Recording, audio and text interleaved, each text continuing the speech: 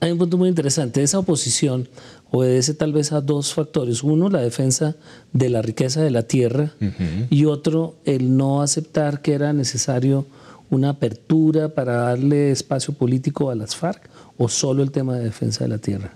No, era un tema más complejo, tienes toda la razón. No era solamente la tierra, era también una oposición política a la negociación de paz. Era también, durante el tiempo de Pastrana, también hubo una fuerte oposición de los militares, pero una oposición larvada, soterrada de los militares a que el país estuviera negociando los contenidos fundamentales de su democracia con la guerrilla, con sus enemigos históricos.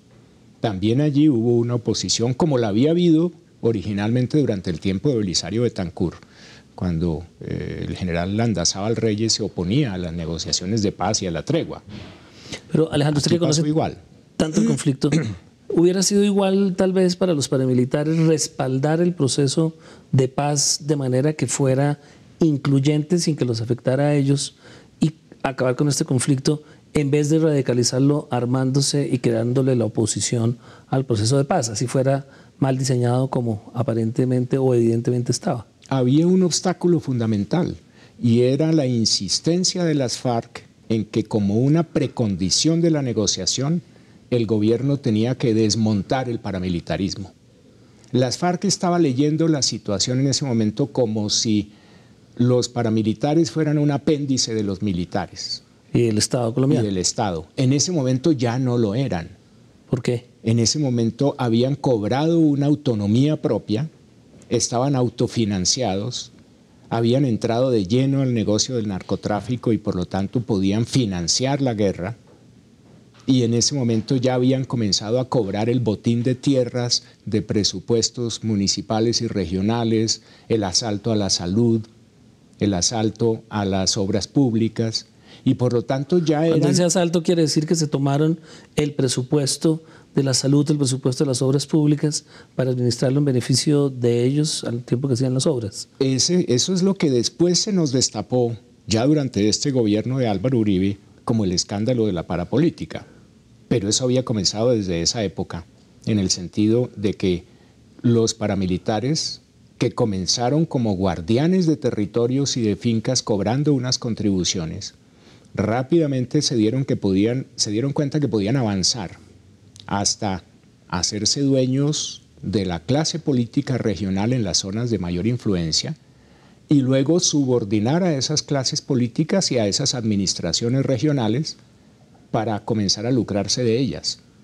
Pero entonces, el punto al que debemos volver a enfocarnos es, durante esta reacción paramilitar a la negociación de paz de Pastrana en el Caguán, no solo se consolidaron las fuerzas paramilitares, sino que avanzaron hacia el despojo de tierras a través de las masacres, ahuyentar a la población campesina de los territorios y quedarse con las tierras y quedarse con el negocio del narcotráfico. Se quedan con la tierra sin pagarla, porque no era tierra titulada. No, se quedan con las tierras obviamente sin pagarlas, a veces con ventas forzadas a mucho menor precio del real, pagaban algo nominal. Los paramilitares además no solo se quedan con tierra de los campesinos, se quedan con tierras de medianos y aún grandes propietarios y se quedan con el ganado de muchos grandes propietarios que se rehusaban a pagarles contribuciones. Entonces, si un propietario en el Cesar, dueño de una finca de 1000 hectáreas, no les pagaba contribución a las fuerzas de Jorge 40, mandaba a sus hombres y les sacaban el ganado de ahí y lo dejaban sin ganado, por ejemplo, lo arruinaban. ¿Y el campesinado para dónde se iba? Los paramilitares también necesitaban campesinos para trabajar sus tierras. En algunas zonas los paramilitares acogieron bases sociales, las ampararon, incluso les dieron tierra. Esa fue una visión que tuvo, por ejemplo, Fidel y Carlos Castaño, sobre todo Fidel Castaño, de asignarles tierras sobre todas las bases sociales como los antiguos desmovilizados del EPL para tener una base de apoyo campesina. Eso sucedió en varios lugares del país. Pero en el fondo, ¿para dónde se fueron los desplazados? Se acumularon en una primera etapa en los cascos urbanos de los municipios y de las regiones. No querían alejarse mucho de sus parcelas. Después fueron fluyendo hacia las grandes metrópolis regionales como Barranquilla, Cartagena, Sincelejo, Montería, Medellín, Bogotá incluso, Villavicencio.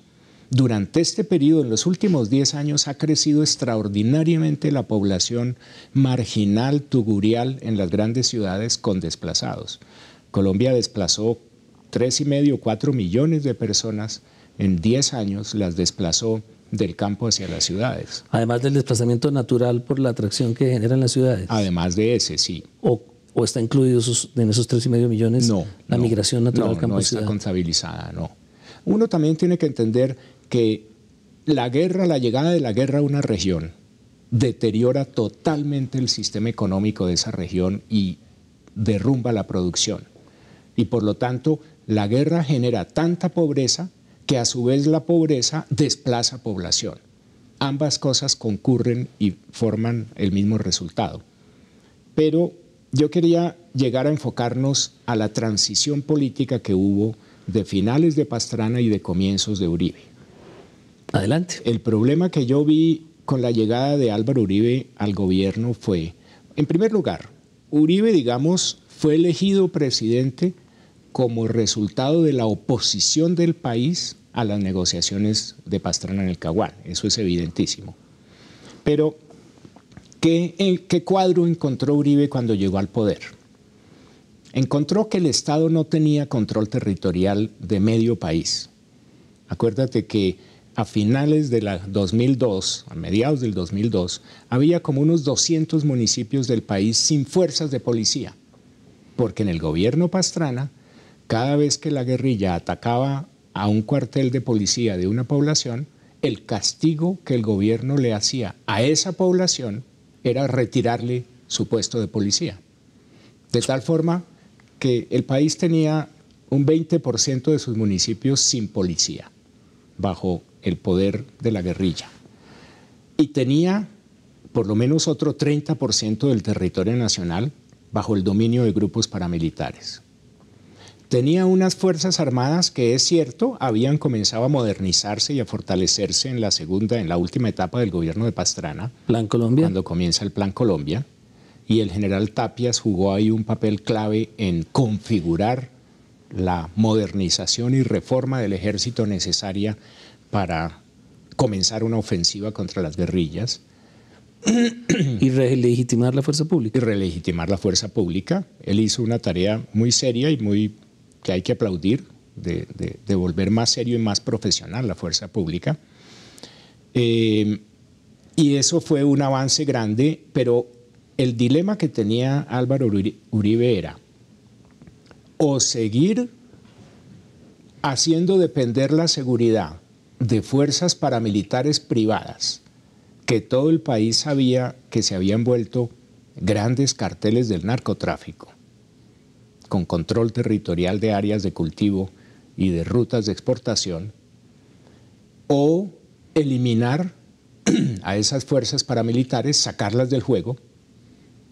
Eso coincidió con que Carlos Castaño desde el año 2001-2002 venía ya obsesionado con plantearle una negociación de paz al gobierno y desmovilizar las fuerzas paramilitares en una negociación similar a la que se había hecho en años anteriores con la guerrilla. ¿Bajo qué objetivo? ¿Qué estaba buscando cuando estaba planteando esa desmovilización Carlos Castaño? Cansancio de guerra, salirse de la guerra. Ellos no le veían ya futuro. Pero estaban ganando mucha plata en una guerra muy lucrativa, tierra y narcotráfico. Estaban ganando plata, pero ya habían comenzado a recibir una seria oposición por parte de Estados Unidos. Estados Unidos los había declarado terroristas igual que las guerrillas, y ellos veían que el panorama internacional se les estaba cerrando.